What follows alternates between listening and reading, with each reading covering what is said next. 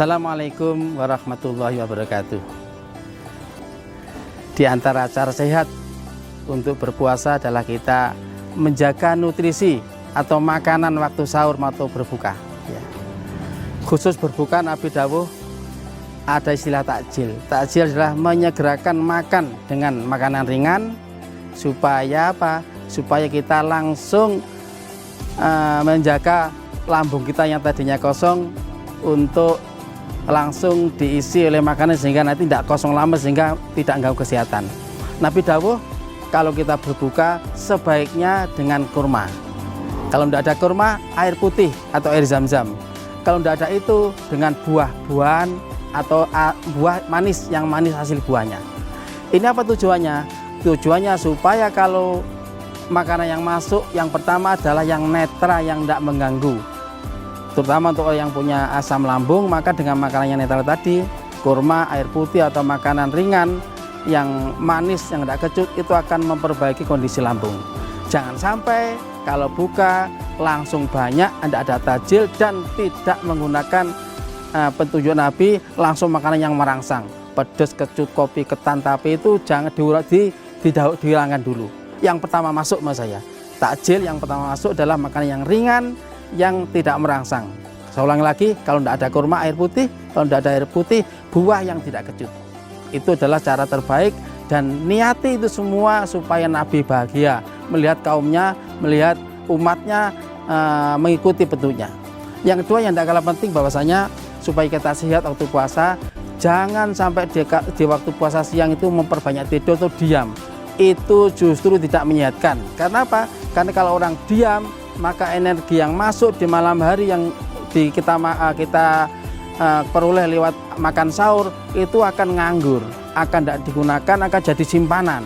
Kalau orang semakin banyak diam tidur, maka simpanannya semakin banyak, dan kalau simpanan semakin banyak maka akan jadi berat badannya. Itulah konsep supaya kita dalam hal puasa jangan memperbanyak tidur.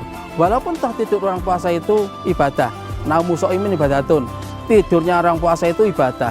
Ini bukan berarti kita disuruh tidur, enggak, tapi itu peringatan atau kelebihan dari orang puasa. Orang puasa tidurnya saja berpahala seperti itu, apalagi kerjanya, apalagi ngajinya, apalagi belajarnya, lebih banyak lagi. Sehingga jangan cari ibadah terendah tapi tertinggi.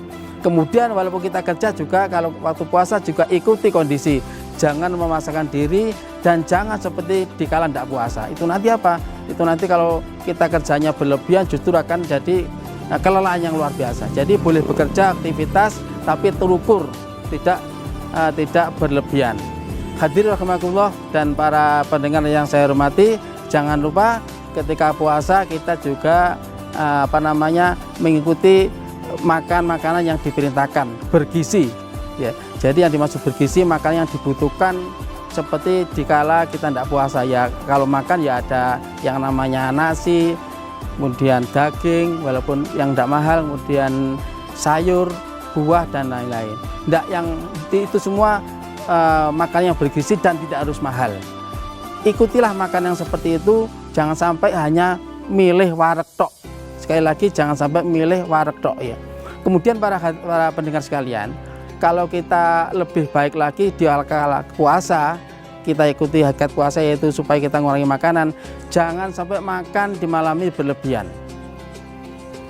Yang kedua, kalau makanan kita sudah cukup bergizi, tidak usah pakai obat-obat vitamin, tidak ada apa-apa. Karena apa?